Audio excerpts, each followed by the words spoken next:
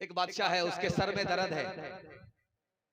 एक डॉक्टर को दिखाया, दूसरे डॉक्टर को दिखाया, तीसरे को दिखाया, जिंदगी भर दिखाता रहा, सर का दर्द छूटा नहीं। उसने हजरत उमर को खत लिखा, मेरे सर का दर्द छूटता नहीं है, कैसे छूटेगा? हजरत उमर ने कहा, 1 मिनट में छूट जाएगा। मैं टोपी भेज रहा हूं, जैसे ही ये टोपी तुम्हारी खिदमत में पहुंचे, उसको सर पर पहन लो। जैसे ही सर पे पहनोगे, तुम्हारा दर्द जिंदगी भर का खत्म हो जाएगा। मदीने से टोपी आई है। मुसलमान बादशाह नहीं है, ईसाई है। हर डॉक्टर के यहाँ जाकर के दवा लिया, दर्द खत्म नहीं हुआ। टोपी मांग रहा है मुसलमान से, हजरत उमर से। हजरत उमर ने अपनी टोपी मदीने से भेज दी है। वो टोपी जैसे ही हाथ में आई, उसको चूमता है। चूम करके जैसे ही सर पर रखा, सर का दर्द छूट। अब वो हैरत में पड़ गया कि अल्लाह अकबर, जिंदगी भर बिस्तर पर जिस दर्द से तड़पता रहा, लाखों करोड़ों डॉक्टर को दिखा करके थक गया, दर्द खत्म नहीं हुआ। आखिर कौन सा जादू है इस टोपी में? उसने फिर हटाई, दर्द शुरू हो गया, फिर चढ़ाई, फिर दर्द खत्म हो गया। उसने देखा कि आखिर इस टोपी में जादू है तो क्या है। उसने उसको खोजना शुरू किया, उसके एक एक धागे को निकालना शुरू किया, उससे एक पर्ची निकली। अब उस पर्ची को हाथ में लेकर के जैसे ही उसको खोलता है, उसमें क्या लिखा हुआ था वो आपके दिल तक मैं पहुंचा रहा हूं। उसमें लिखा हुआ था, बिस्मिल्लाहिर्रहमानिर्रहीम। तो वो कहता है, गैर मुस्लिम बादशाह, वो गैर मुस्लिम होकर के कुरान के बारे में कहता है कि कुरान की सिर्फ एक आयत है बिस्मिल्लाह, पूरा कुरान भी नहीं है, सिर्फ एक आयत है। एक आयत को सिर्फ पर्ची में लिखा गया और टोपी में पहना करके मेरे सर पर जैसे ही डाला, दर्द छूट गया। जब कुरान की एक आयत का ये हाल है, तो पूरे कुरान का क्या हाल होगा? मौलाना अबुल कलाम आजाद रहमतुल्लाह अलैह, दुआ कीजिए अल्लाह उनकी कब्र को नूर से भर दे, वजीर तालीम थे। दिल्ली से चले आए देवबंद। अभी हजरत फरमा रहे थे, देवबंद हमारे सर का ताज है। देवबंद इतना बड़ा है, इतना बड़ा है कि अगर आप पैदल चल करके देखना चाहेंगे तो आपका पांव टूटने लगे, इतना लंबा चौड़ा है। इधर नेशनल हाईवे से देवबंद शुरू होता है, सीधे पटरी तक पहुंच जाता है, ट्रेन की पटरी तक चला जाता है। इतना बड़ा देवबंद है।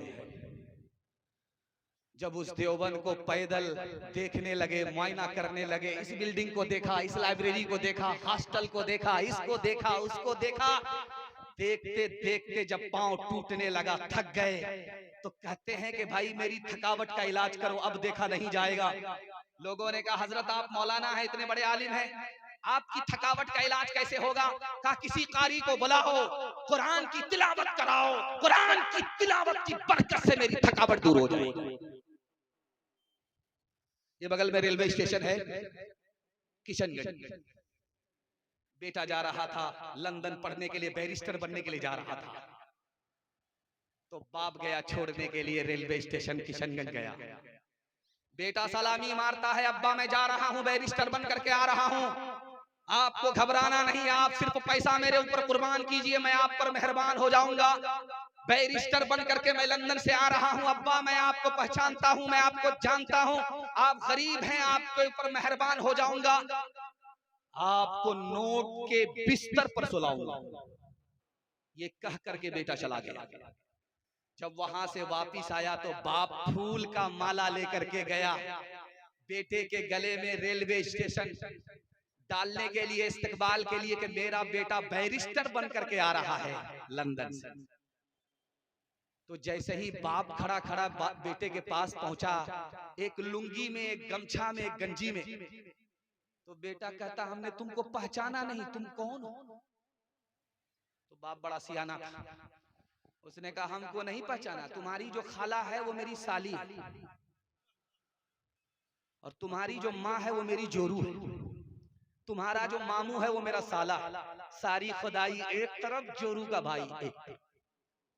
जब हम कलाम पाक से वाबिस्ता हो गए, वाबिस्ता हो गए, सब मरहले हयात के आसान हो गए, आसान हो गए।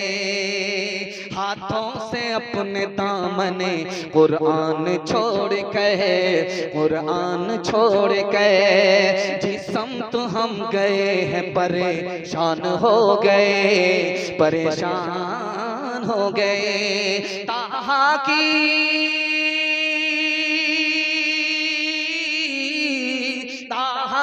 आयतों पे जो नजरे उमर पड़ी, यकलख्त कलमा पढ़ के मुसलमान हो गए, मुसलमान हो गए। खामोश मजमा और खामोश सामईन, सुकून और सन्नाटे में सुनने वाले लोग, मैं दुआ करता हूँ जन्नत जैसा सुकून अल्लाह इस जलसे के बाद हम सबको अपने घर में नसीब फरमाए। यहाँ से लेकर के वहां तक सुनने के लिए तैयार, दुनिया और आखिरत के हवाले से हाथ उठाइए इंशाअल्लाह। एक आदमी बस्ती में जलसा सुनता था तो गुनाह छोड़ देता था, और जब जलसा खत्म हो जाए तो गुनाह शुरू कर देता था। उससे किसी ने पूछा, अरे बिल्कुल पैदल हो, जलसा के नाम पर गुनाह छोड़ देते हो और जलसा जैसे ही खत्म हुआ गुनाह शुरू कर देते हो, बात क्या है? तो कहता है जलसा में सब कुछ माफ हो गया, इसलिए फिर से गुनाह शुरू कर दिया। ध्यान से रखिएगा, जल्दी से निकल जाएगा। इस दुनिया के चक्कर में अपने दीन को बर्बाद नहीं करना है, अपने दीन को आबाद रखना है, अब ईमान बचा करके जाना है। 2 मिनट का नमूना आपकी खिदमत में रखता हूं और दुआ करता हूं अल्लाह दीन दुनिया दोनों की भलाई से हम सबको माला माल फरमाए।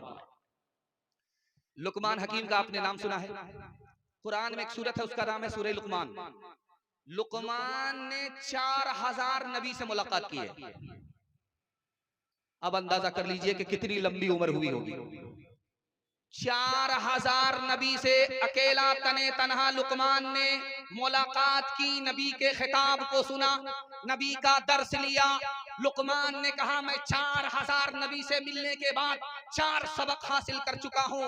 हर नबी अपने खिताब में कहते थे 2 चीज को भूल जाओ, 2 चीज को याद रखो, याद रखने वाली चीज को कभी मत भूलना, भूलने वाली चीज को कभी याद मत रखना। अब लोग हैरत में पड़ गए कि भाई 4000 नबियों का क्या दर्स मिला 4 सबक में? तो उन्होंने कहा कि 4000 नबियों ने 4 सबक दिया कि 2 चीजों को भूल जाओ, 2 चीजों को याद रखो। जो 2 चीज भूलने वाली है वो नेकी है, नेकी करो भूल जाओ, एहसान करो भूल जाओ, एहसान को कभी याद मत रखो, नेकी को कभी याद मत रखो। और 2 चीज याद रखने की है, उसको कभी मत भूलना, खुदा को कभी मत भूलना, मौत को हमेशा याद रखना। बच्चा गोश्त खा रहा है, माँ उसको देख रही है। गोश्त की बोटी है, मुर्गी की बोटी है, बच्चे के हाथ में बच्चा खा रहा है, माँ देख रही है। बच्चे ने गौर से देखा, माँ अगर तुमको खाने की ख्वाहिश है तो मेरा ये गोश्त लो, खाओ। इतना गौर से आंख फाड़ करके मुझको क्यों देख रही हो? तो माँ ने कितनी बड़ी नसीहत की उस बेटे को, आपकी खिदमत पे रखता हूँ, अल्लाह हमारी आखिरत को तबाह बर्बाद ना फरमाए, दुनिया के चक्कर में सुना रहा। माँ ने कहा बेटा ये मुर्गी का गोश्त है, पहले मुर्गी को ज़बह किया गया है, उसकी जब जान निकल गई तब उस मुर्दा मुर्गी को आग पर पकाया गया है। लेकिन बेटा याद रखना, जब मरने के बाद अल्लाह के यहाँ पहुंचोगे, अगर तुमने नेकी नहीं की, गुनाह नहीं छोड़ा, तो तुम्हें मुर्दा दोज़ख में नहीं डाला जाएगा, जिंदा डाला जाएगा। इस मुर्गी को तो मुर्दा डाला जा रहा है, लेकिन इंसान को जिंदा डाला जाएगा। अताउल्लाह शाह बुखारी रहमतुल्लाह अलैह जलसे में खिताब फरमा रहे थे। एक आदमी बीच से खड़ा हुआ, हजरत जन्नत में सब कुछ मिलेगा? कहाँ सब कुछ मिलेगा? बीड़ी मिलेगी? हजरत ने कहा बीड़ी भी मिलेगी, लेकिन माचिस के लिए तुमको दोज़ख में जाना पड़ेगा। कौन मकबूल है, कौन मरदूद है, कौन मकबूल है, कौन मरदूद है, बेखबर क्या खबर तुझको क्या कौन है, कौन मकबूल है कौन मरदूद है, कौन मकबूल है कौन मरदूद है, बेखबर क्या खबर तुझको क्या कौन है, जब तू लेंगे अमल सबके मीज़ान पर, जब तू लेंगे अमल सबके मीज़ान पर, तब खुलेगा कि खोटा खरा कौन है, कौन मकबूल है कौन मरदूद है। इतना खूबसूरत जलसा, ऐसा महसूस हो रहा है कि प्यासा है। और मैं यकीन के साथ कह सकता हूं अगर 2-2 घंटे आपको बयान सुना करके भी मैं बैठ जाऊंगा लेकिन आपकी प्यास नहीं बुझेगी। इतनी मोहब्बत में डूब करके आप सुन रहे हैं। जब प्यास बाकी रहे, जलसा खत्म हो जाए तो बज़ाहिर ऐसा महसूस होता है कि जलसा कबूल हुआ। अब जब दुआ होती है उस जलसे के लिए तो अल्लाह उस जलसे को जमीन से लेकर के आसमान को कबूल फरमाता है। देख रहा हूं आप लोगों को, आप लोग सट सट करके बैठे हुए, तो मुझे खुशी है कि आपको ठंडा नहीं लगेगा, लेकिन डर इस बात का है कि इतना सट सट करके आप लोग बैठे हैं, किसी का हाथ अगर किसी की जेब में गया तो पूरा बटुआ साफ हो जाएगा। जरा ध्यान रखिएगा। हलाल और हराम के हवाले से आपकी खिदमत पर पैगाम देता हूं, मसनदे रसूल पर बैठ करके आपको जमानत देता हूं, आप हलाल कमा करके दिखाइए, हिसाब से खर्च करके दिखाइए, आपके हाथ पर भी पैसा होगा, जेब में भी पैसा होगा, घर में भी पैसा होगा। जरूरत खत्म हो जाएगी, पैसा खत्म नहीं होगा। जानते हैं क्यों? इसलिए कि आसमान से बरकत मिलेगी, जमीन से रहमत मिलेगी। जरूरत खत्म हो जाएगी, पैसा खत्म नहीं होगा। लेकिन इसके लिए आपको 2 ही काम करना है, हलाल कमाना है, हिसाब से खर्च करना है। सुफियान सौरी रहमतुल्लाह अलैह बहुत बड़े मुहद्दिस, बहुत बड़े अल्लाह के वली, उनसे पूछा कि हजरत दुआ कबूल कब होती है, दुआ कब कबूल नहीं होती? और आपकी बुजुर्गी की धूम है, चारों तरफ आपकी बुजुर्गी के चर्चे हैं, आप बुजुर्ग कैसे बन गए? तो हजरत ने फरमाया कि मेरी माँ ने मेरे हलक के नीचे हराम जाने नहीं दिया, और मैंने जब होश संभाला तो हलाल को अपने हलक के नीचे उतारा। उसी हलाल की बरकत है अल्लाह ने मेरी बुजुर्गी को जमीन से चमकाया, आसमान तक पहुंचाया।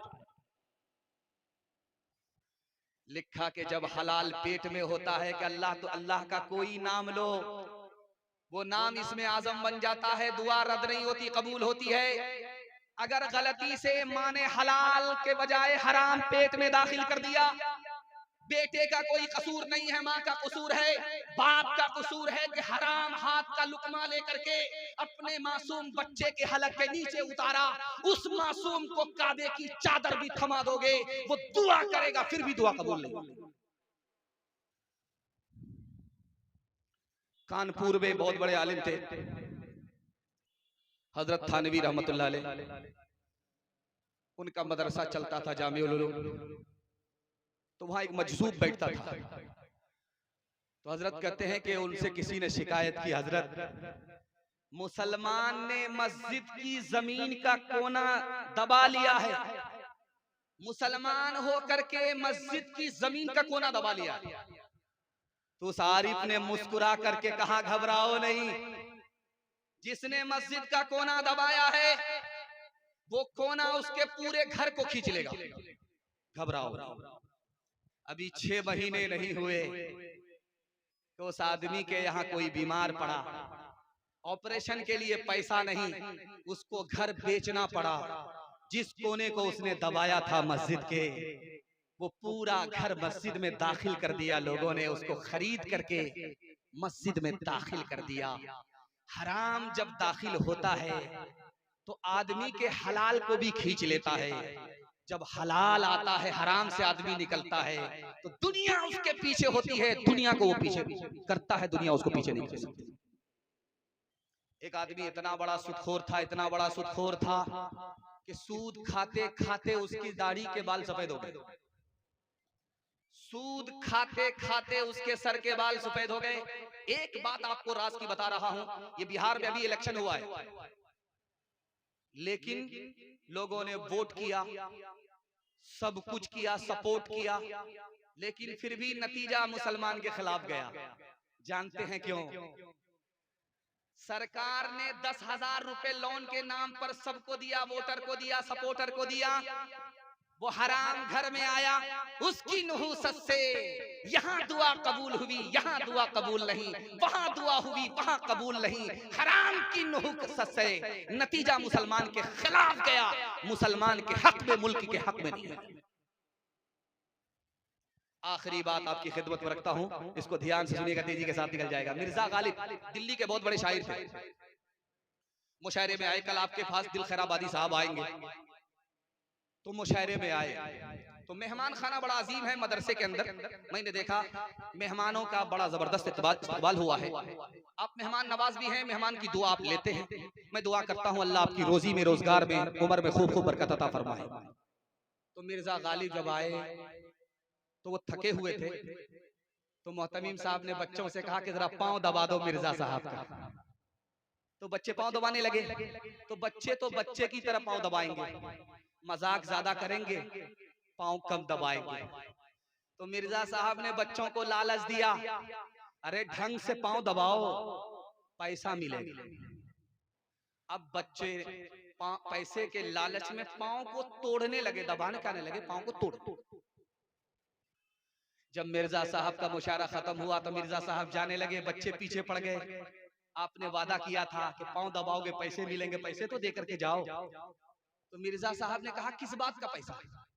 तुमने पांव दबाया, मैंने तुम्हारा पैसा दबाया, हिसाब किताब बराबर। हर एक को मौत का एक दिन पयाम आएगा, खुदा का नाम लिए जाओ काम आएगा। डरे न हश्र की गर्मी से आशिकाने रसूल, लगेगी प्यास तो कौसर का जाम आएगा।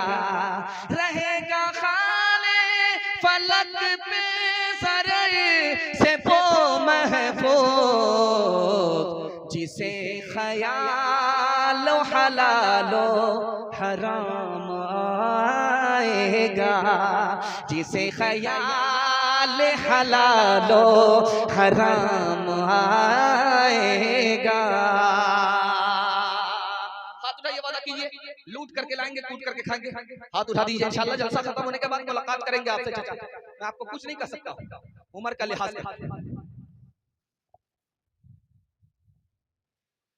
थोड़ी देर पहले जब मैं आया तो मजमा इतना मायूस था, इतना खामोश था कि मुझे लगा कि लोग ऐसे बैठ गए हैं जैसे कि लगता है कि दावत में बैठे खाना खत्म हो गया। अल्लाह आप लोगों की मायूसी को खुशी में तब्दील फरमाए। देखते ही देखते आधा जलसा मेरे हिस्से का निकल गया, मुझे भी पता नहीं चला, आपको भी पता नहीं चला। मोहब्बत में डूब करके आपने जलसा सुना, मैंने सुनाया। दुआ करता हूँ अल्लाह आपकी जवान बेटी के लिए गैब से मुनासिब जोड़े का इंतजाम फरमाए। ध्यान से सुनिएगा, तेजी के साथ निकल जाएगा। जलसा में आए अब्दुल फत्ताह अबू गुद्दा, बहुत बड़े आलिम आए मिस्र के। एक बूढ़ा आकर के बोला, हजरत दुआ कीजिए मेरी बेटी के लिए रिश्ता आ जाए। अरे अल्लाह का बंदा, बेटी के लिए रिश्ता नहीं आ रहा है, इसके लिए दुआ कराने की क्या जरूरत है? कहा हजरत मैं गरीब आदमी हूँ, रिश्ता तो उसकी बेटी के यहाँ जा रहा है जो मालदार है, उसके यहाँ रिश्ता जा रहा है। मेरी बेटी गरीब है, मैं उसका बाप गरीब हूँ, मेरे यहाँ तो रिश्ता ही नहीं आ रहा है। दुआ काम नहीं कर रही है, दवा काम नहीं कर रही है, आप दुआ करो। तो हजरत ने उस जलसे में कहा, लोगों तुम अगर गरीब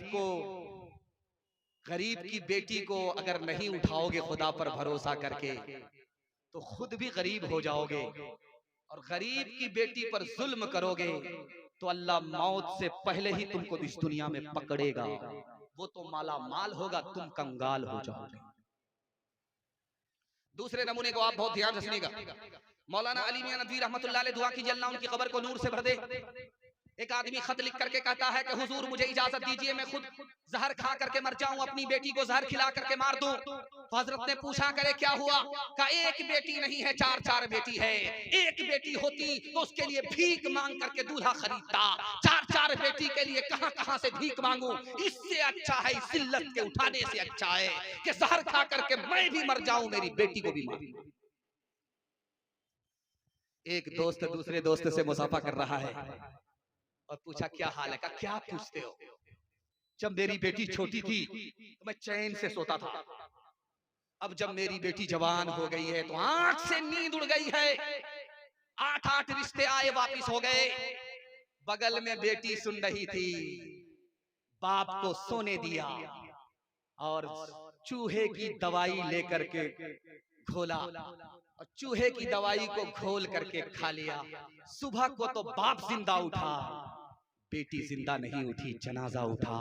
वो लड़की कम गुनहगार है, ये सारे के सारे लोग समाज के लोग गुनहगार। हाथ उठाइए, वादा कीजिए बेटी में देंगे, बेटा में लेंगे। हाथ उठा दीजिए इंशाअल्लाह। अपनी शादी और अपने बेटे की शादी फ्री में करेंगे। हाथ उठाइए इंशाअल्लाह। अच्छा जरा गौर कीजिए कि इसमें उन लोग हाथ उठा रहे हैं जिनकी शादी हो चुकी है, और अगर वो दूसरी और तीसरी के चक्कर में हैं और उनकी बीवी वहां से देख रही है और घर में बड़का डराम होगा, रातों रात उसी में पैक कर देगा, सीधे कयामत में। एक तरफ अंधी दौलत की पागल ऐश परस्ती, एक तरफ जिस्मों की कीमत रोटी से भी सस्ती, एक तरफ है सोना गाछी, एक तरफ है सोना गाछी, एक तरफ चौरंगी है। ये दुनिया दो रंगी है, ये दुनिया दो रंगी है। आधे मुंह पर नूर बरसता, आधे मुंह पर चीरे, आधे तन पर कोड़ के धब्बे, आधे तन पर हीरे। आधे घर में खुशहाली है, आधे घर में खुशहाली है, आधे घर में तंगी है। ये दुनिया दो रंगी है, ये दुनिया दो रंगी है। जवानों के हवाले से आखिरी पैगाम, ये बंगाल है। जब हम लोग इधर से गुजरते हैं और किशनगंज पहुंचते हैं तो पुलिस वाले रोक लेते हैं गाड़ी। गाड़ी रोकिए मौलाना, कहां से आ रहे? बंगाल से। अच्छा बंगाल से आ रहे तो हम लोग कागज देखते हैं, ये कागज देख लीजिए, गाड़ी अपडेट है। कागज नहीं देखना है, डिग्गी देखना है। बंगाल से दारू सप्लाई होती है, बिहार में पी जाती है। बंगाल वाले पिलाते हैं, बिहार वाले पीते हैं, इसलिए हमको डिग्गी चेक करना पड़ता है। जवानों के हवाले से पैगाम, यहां से लेकर के वहां तक हमारे जवान सुनने के लिए तैयार। हाथ उठा दीजिए इंशाअल्लाह। बूढ़े लोग गलती से हाथ मत उठाइएगा। आप लोग सीधा जन्नत में जाकर के जवान होंगे, हूर से आपका जरूर निकाह होगा, लेकिन यहाँ कोई चांस नहीं है। हमारे जवान तीन चीजों में पीछे, तीन चीजों में आगे। पैर के नीचे से जमीन निकल जाएगी, कलेजा मुंह को आएगा, खून के आंसू आप रोएंगे। जिसमें आगे होना चाहिए उसमें पीछे, जिसमें पीछे होना चाहिए उसमें आगे। हमारे जवान तीन चीजों में पीछे। तालीम में पीछे। पूरी दुनिया में कितने मुल्क हैं? 232, और 232 मुल्क हैं और पूरी दुनिया में जाहिल कितने हैं? 150 करोड़। 232 मुल्क में सबसे ज्यादा जाहिल किस मुल्क में है? तो लिखा हिंदुस्तान में। और हिंदू मुसलमान में सबसे ज्यादा जाहिल कौन? तो मुसलमान। 62% मर्द जाहिल, 72% औरत जाहिल। इस घर को आग लग गई, घर के जनाजे। हमारा जवान पीछे तो तालीम में पीछे। हमारा जवान किस में पीछे? तिजारत में पीछे। 100 जवान में सिर्फ 5 जवान तिजारत करते हैं, बाकी 95 गोल कैरम बोर्ड में, लूडो में, क्रिकेट में, रात तबाह दिन तबाह। मैं लिख करके दे रहा हूं, ऐसे जवान कभी तरक्की नहीं करेंगे। खेल कूद की आदत बच्चे को होती है, ये जवान से बच्चा हो गया, इसको तरक्की नहीं होगी। और हमारा जवान किस में पीछे? तो नौकरी में पीछे। 100 में सिर्फ 2 जवान नौकरी करते हैं। IAS की नौकरी 2%, IPS की नौकरी 2%, रेलवे की नौकरी 2%। 100 में सिर्फ 2 जवान नौकरी करते हैं, 98 गोल। और हमारा जवान आगे तो किसमें ये दिखाने के लिए जा रहा है। मोबाइल देखने में हमारा जवान सबसे आगे। हमारा जवान किसमें आगे? जिना में आगे। हमारा जवान किसमें आगे? दारू में आगे। मुहर्रम का जुलूस होता है, मातम होता है शियों के लिए, लेकिन हमारा जवान शिया का रिकॉर्ड तोड़ता है दारू पीने में।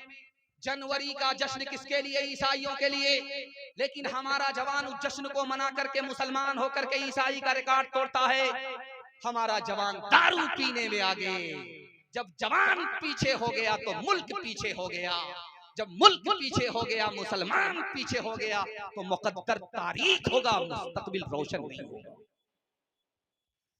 एक जवान अल्लाह के रसूल की खिदमत में आया, या रसूल अल्लाह, मैं कलमा पढ़कर मुसलमान बनना चाहता हूँ।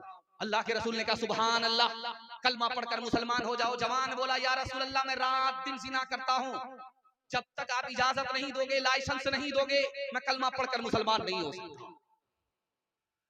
सहाबा खफा हो गए। रसूल हकीम थे, हिकमत से बात की, करीब बुलाया उस जवान को। जवान, तुम कलमा पढ़कर मुसलमान हो जाओ, मैं तुमको जिना की इजाजत दे देता हूँ। तुम कलमा पढ़कर मुसलमान हो जाओ। जवान खुश हो गया, सुभान अल्लाह, मैं जिना भी करूंगा, कलमा पढ़कर मुसलमान भी होने का शरफ हासिल कर लूंगा। जब वो कलमा पढ़कर मुसलमान हो गया तो अल्लाह के रसूल ने कहा, 4 औरत को छोड़ करके जिससे चाहो मुकाला करो। वो किसी की बेटी ना हो, वो किसी की बीवी ना हो, वो किसी की बहन ना हो, वो किसी की माँ ना हो। या रसूल अल्लाह, आप इजाजत दे रहे हैं कि जाल में फंसा रहे? इसके बाद तो कोई औरत ही नहीं बचती है। तो अल्लाह के रसूल ने उसके सीने पर हाथ रख करके पूछा, हो जवान, तेरी माँ के साथ कोई मुंह काला करे, उसको फांसी पर चढ़ा दोगे? तुम्हारी बेटी के साथ कोई मुंह काला करे, उसका कीमा बना दोगे? तुम्हारी बहन और बीवी के साथ कोई ऐसा सलूक करे तो उसको दुनिया में नहीं रहने दोगे? लेकिन याद रखना, 100 बार याद रखना, किसी से मुंह काला करने से पहले, कि जिस औरत के साथ तुम मुंह काला कर रहे हो वो भी किसी की बेटी है, बीवी है, बहन है और माँ है। गिलासों में जो डूबे फिर न उभरे, जिंदगानी में हजारों बह गए इन बोतलों के बंद पानी में। न कर बर्बाद अपनी जिंदगी बोतल के दीवाने, वो काटेगा बुढ़ापे में जो बोता है जवानी में। ये दारू का पियाला मौत का कड़वा पियाला है, ये दारू का पियाला मौत का कड़वा पियाला है। मिला है जहर शरबत में, छुपी है आग पानी में। मिला है जहर शरबत में, छुपी है आग पानी में। खुद भी बचेंगे, पूरे समाज को बचाएंगे। हाथ उठाइए इंशाअल्लाह। जवानी में पकड़ा है, बुढ़ापे में छोड़ देंगे। हाथ उठाइए इंशाअल्लाह। मैंने आपको पहचान लिया। आप कन्या के भी मामू हैं, दूल्हा के भी मामू। आप दोनों तरफ से आए। आप लोग मुझको इतना गौर से देख रहे हैं, आंख फाड़ फाड़ करके, मुझको डर लगता है कहीं आपकी नजर न लग जाए। लेकिन मैं भी चालाक आदमी हूं, दम करके बैठा। लगाइए कितनी नजर लगाता है। अलीगढ़ यूनिवर्सिटी को जो कायम किया, उनका नाम क्या था? सर सैयद अहमद खान। उन्होंने अलीगढ़ यूनिवर्सिटी को जो बनाया 1875 ईस्वी में। अभी जैसे चंदा हो रहा था, हजरत कर रहे थे चंदा, 100 रुपया दे दो, 200 रुपया दे दो, 500 रुपया दे दो। चंदा इसी का नाम है जो नकद हो। उधार लोग दिखा देते हैं और वसूल करने में चप्पल घिस जाती है। बड़ा अच्छा चंदा हुआ, खुलूस के साथ हुआ, खुलूस के साथ दिया। इसमें बरकत भी होगी और इंशाअल्लाह गैब से अल्लाह मदद भी फरमाएगा। तो वो अलीगढ़ को जब बना रहे थे तो वो चंदा लेने के लिए गए कि मैं अलीगढ़ बनाना चाहता हूँ, मुसलमानों के लिए स्कूल बनाना चाहता हूँ, ताकि उसको अंग्रेजी तालीम भी मिले, दुनिया में भी पीछे ना रहे। आप लोग हमको चंदा दीजिए। तो किसी ने 10 रुपए दिया, किसी ने 20 रुपए दिया, किसी ने 100 रुपए दिया। और एक आदमी बोला कि चंदा लेने के लिए आए हैं, हाथ आगे बढ़ाइए। तो सर सैयद अहमद खान साहब ने हाथ बढ़ाया, उन्होंने हाथ में थूक दे दी। अब देखिए सर सैयद अहमद खान साहब का ज़र्फ कितना बड़ा था। आलिम किसको कहते हैं? जो माफ करता है, बदला नहीं लेता, सबर कर लेता है, नजरअंदाज करता है। देखिए हाथ में दिया हुआ थूक लेकर के सर सैयद अहमद खान साहब मलने लगे। मल करके अपने चेहरे पर कहा, करे जो दुनिया दे रही है तो वो तो जेब से दे रही है, जो आपने दिया वो किसी ने नहीं दिया, आपने तो मुंह से निकाल करके दिया। सुभान। वो आदमी मारे शर्म के इतना पानी पानी हो गया कि उस वक्त उसने 1 लाख रुपया चंदा दिया। ये सबसे बड़ा चंदा था। इसी चंदे ने धमाका मचा दिया। 1875 में अलीगढ़ यूनिवर्सिटी बनकर तैयार हुई। अलीगढ़ भी उत्तर प्रदेश में है और गोरखपुर भी उत्तर प्रदेश में ही है। गोरखपुर के एक आलिम गोरखपुर से चले गए मक्का, सर सैयद अहमद खान साहब के खिलाफ कुफ्र का फतवा लेने के लिए चले गए। कुफ्र का फतवा लेने के लिए गोरखपुर से मक्का गए।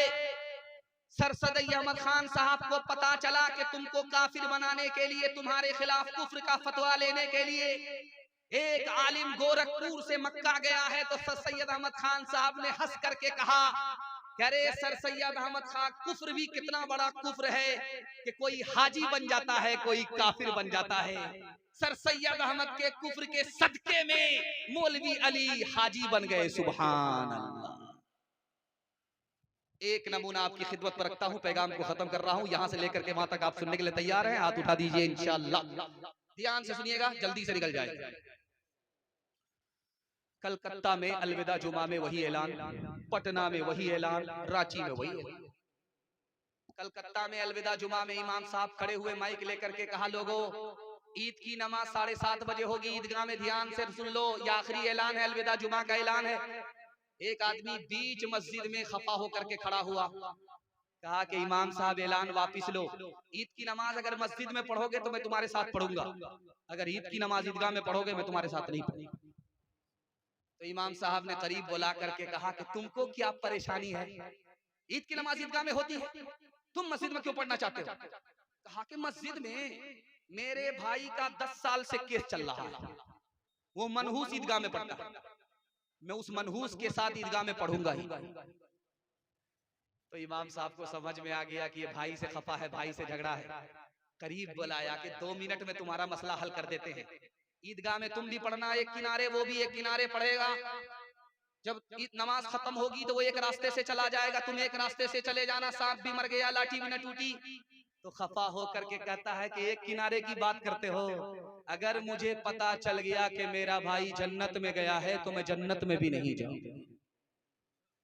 ऐसे कुछ लोग इबादत का पता देते हैं, जैसे हर काट को पंछी को सजा देते हैं, जैसे हर काट को फासले हद से भी ज्यादा नहीं होते, फासले हद से भी ज्यादा नहीं होते, लेकिन इख्तलाफात को कुछ लोग हवा देते हैं, इख्तलाफात को। मर्दों के हवाले से सारे पैगाम निकल गए, औरतों के हवाले से सिर्फ 3 पैगाम। यहां से लेकर के वहां तक सुनने के लिए तैयार? हाथ उठा दीजिए इंशाअल्लाह। बहन से ज्यादा साली पर मेहरबान, हाथ उठाइए इंशाअल्लाह।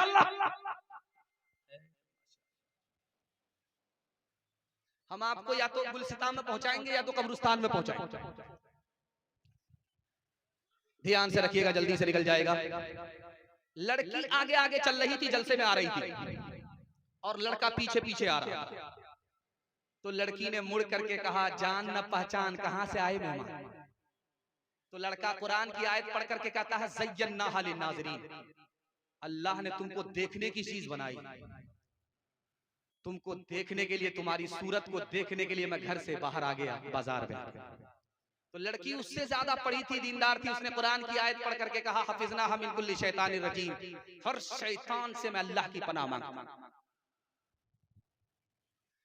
हजरत थानवी जलसे में आए, कुर्सी पर बैठे, एक जवान खफा होकर के बोला हजरत नमाज पर बोलिए मगर पर्दा पर मत बोलिएगा, पर्दा गुलामी है, आजादी नहीं है। पर्दे के ऊपर मत बोलिएगा, नमाज के ऊपर बोलिए, रोजे के ऊपर बोलिए, सब पर बोलिए, पर्दे के खिलाफ मत, पर्दे के ऊपर मत बोलिएगा। हजरत ने पैसा निकाल करके पूछा, ओ जवान खड़े खड़े मेरे सवाल का जवाब दो, मैं पर्दे पर नहीं बोलूंगा। ये बताओ ये 100 रुपया तुम कहाँ रखते हो? तो कहा ऊपर की जेब में। कहा 200 रुपए कहाँ रखते हो? तो कहा बीच की जेब में। कहा कि 1000 का नोट कहाँ रखते हो? तो कहा अंडर की जेब में। कहा ओ बदबख्त, दौलत की हिफाजत करते हो, औरत की हिफाजत नहीं करते। दौलत जाएगी वापिस आएगी, औरत जाएगी कभी वापिस आएगी। आखिरी नमूना आपकी खिदमत में रखता हूं, ध्यान से सुनिएगा। जब ट्रेन में आप सफर करेंगे तो आपको लोग छेड़ेंगे।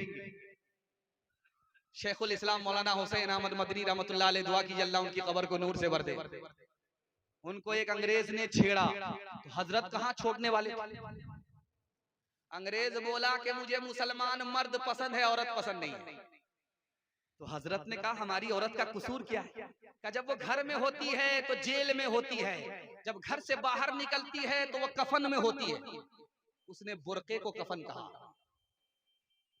तो हजरत ने कुछ नहीं दिया जवाब, 100 चोट सोनार की, 1 चोट लोहार की। चाकू निकाल करके नींबू काटा, रस गार करके शरबत बनाया। जब पीने लगे तो अंग्रेज से कहा कि मैं तो अपना शरबत पी रहा हूं, आपके मुंह में जो पानी आया वो शरबत आप पी जाए।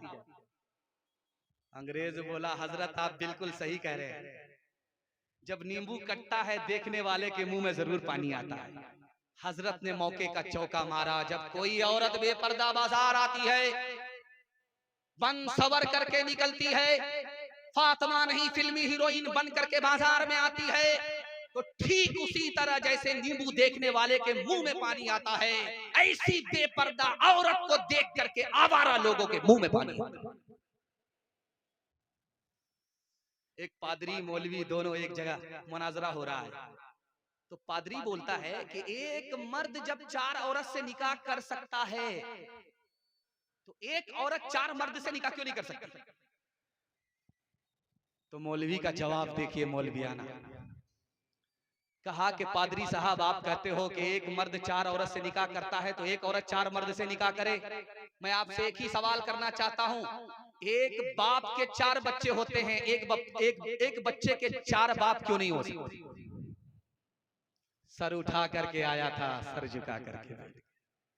खुली फिरती है जो आजाद वो खतरे में रहती हैं, हिफाजत से हमारी मुर्गियां दरबे में रहती हैं। बुजुर्गों की शराफत का भरम रखने में रहती हैं, हमेशा खानदानी औरतें पर्दे में रहती हैं। खुला एक आसमां को उड़ने के लिए मौला,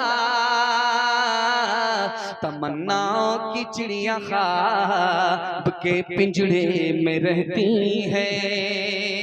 आखिरी पैगाम औरतों के हवाले से ज़हमत तमाम डूब करके आपने सुना, मैं दुआ करता हूँ अल्लाह हमारी माँ और बहनों की ईमान और आबरू की कदम कदम पर हिफाजत फरमाए। दीनाजपुर में जलसा होता था, सब लोग जलसा सुनते थे। लालकुरी में जलसा होता था, लालकुरी में एक आदमी जलसे में नहीं आता। उसकी बीवी ने ताना मारा, कमबख्त कहीं के, कहां कहां से लोग जलसा सुनते हैं, तुम यहाँ घर में बैठे जलसा नहीं सुनते। तो वो कहता है कि मैं तुम्हारी गाली सुनता हूं, और गाली सुनने पर जितना सवाब होता है जलसा सुनने पर भी। औरतों के हवाले से बड़ा खूबसूरत पैगाम आपकी खिदमत पर रखता हूं, ध्यान से इसको सुनिएगा, तेजी के साथ निकल जाए। हजरत उमर ने अपनी बेटी को सामने बिठा करके कहा कि बेटी, एक बार तुमने अपने शौहर को नाराज किया, मैंने तुम्हारी तरफ से माफी मांगी, तुमको तलाक दे दिया था, दोबारा निकाह में वापस ले लिया। बेटी अगर आइंदा तुमने अपने शौहर को नाराज किया तो मैं तुम्हारी तरफ से माफी नहीं मांगूंगा, बल्कि अपनी नजर पूरी करूंगा कि जिंदगी में जब तक जिंदा रहा मैं तुमसे कभी बात नहीं करूंगा। अल्लाह के रसूल का सर तकिया पर है, दरवाजे पर दस्तक हुई। दरवाजा जब खुला तो आपने पूछा कौन हो? तो कहा मैं फातिमा हूँ। कहा बेटी तुम्हारे आने का वक्त नहीं था, अभी क्यों आई? कहा अपने शौहर अली से खफा होकर के आई हूँ। तो अल्लाह के रसूल ने कहा कि फातिमा मैं तुम्हारा बाप हूँ, अली तुम्हारे शौहर हैं, अली की इजाजत के बगैर मेरे घर में कदम रखोगी तो दरवाजा बंद तो मिलेगा, खुल नहीं सकता। बेटी उल्टे पांव वापिस जाओ, अपने शौहर से माफी मांगो। अगर तुमने माफी नहीं मांगी, तुम्हारे शौहर ने माफ नहीं किया, बेटी तुम्हारा इंतकाल हो गया, जनाजा उठा, तो याद रखो मैं तुम्हारी नमाजे जनाजा पढ़ूंगा भी नहीं पढ़ाऊंगा।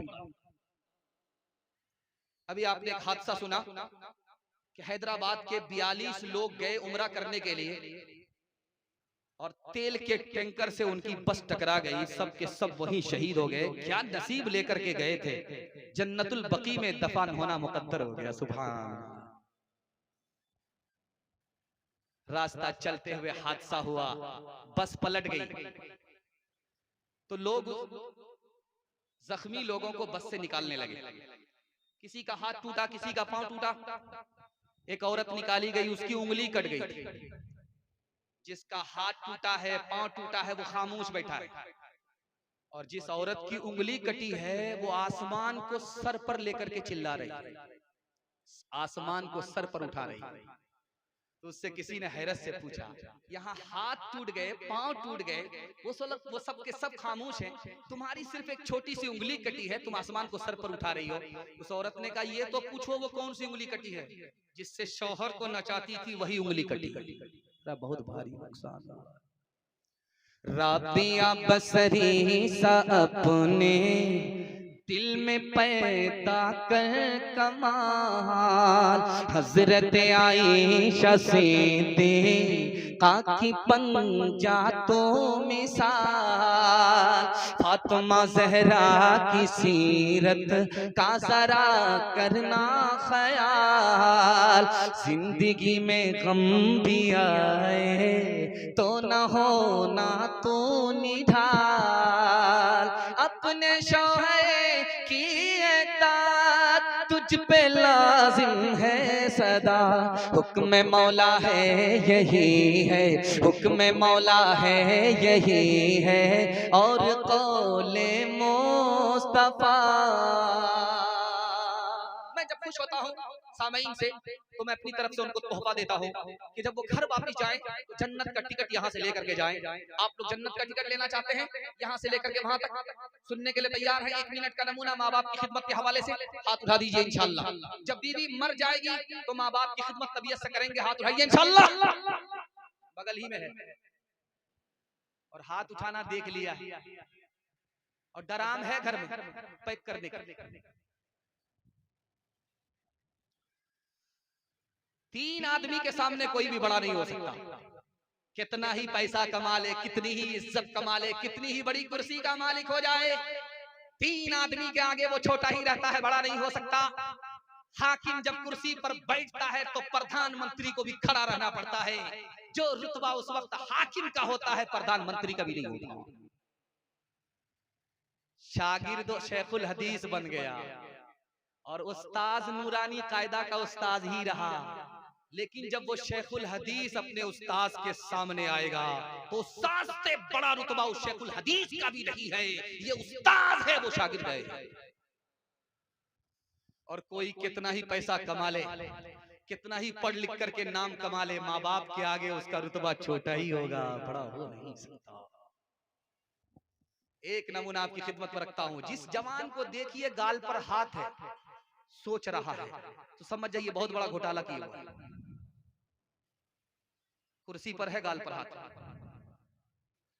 अल्लाह के रसूल की मजलिस में एक जवान गाल पर हाथ रख करके बैठा हो, तो अल्लाह के रसूल ने कहा क्या हुआ? बहुत बड़ा घोटाला। कितना बड़ा? जमीन से बड़ा? कहा जमीन से बड़ा। कहा कितना बड़ा? कहा आसमान से बड़ा। कहा कितना बड़ा? तो कहा अर्श से बड़ा। अल्लाह के रसूल ने देखा कि ये मारे खौफ के फट जाएगा, हाँ आपने फरमाया अरे अर्श से बड़ा है, जमीन से बड़ा है, आसमान से बड़ा है, लेकिन खुदा की मेहरबानी से बड़ा हुआ नहीं। ये बताओ तुम्हारा गुनाह छोटा हो जाएगा, माफ हो जाएगा। पहले ये बताओ कि तुम्हारे माँ बाप जिंदा हैं? या रसूल अल्लाह, माँ भी जिंदा है, सुभान अल्लाह, बाप भी जिंदा है, माशाअल्लाह। दौड़ करके जाओ, माँ के पांव पकड़ो, बाप की दाढ़ी पकड़ो और माँ बाप से अपने गुनाह की माफी के लिए दुआ कराओ। तुमको अपने माँ बाप का मकाम मर्तबा मालूम नहीं है, लेकिन खुदा के यहाँ तुम्हारे माँ बाप का इतना बड़ा मर्तबा है कि तुम्हारे माँ बाप ने तुम्हारे लिए अगर हाथ उठा दिया, जो गुनाह अर्श से बड़ा है वो छोटा होकर के माफ हो जाएगा। पहली बार लड़की आई मैके से ससुराल, मजनू के कान में फूंक मारी। वो इसराफील की फूंक कितनी खतरनाक थी कि किबला बदल गया। उस फूंक को सुनाता हूं, पैगाम खत्म कर रहा हूं। लड़की आकर के लड़का के कान में कहती है, मैंने तुम्हारी खातिर माँ बाप को छोड़ा, तुम मेरी खातिर अपने माँ बाप को नहीं छोड़ सकते। मजनू कहता, क्यों नहीं, तुम्हारे वास्ते तो हम सारा जहान छोड़ सकते। अगले ही दिन माँ बाप को किराए के मकान में डाल दिया।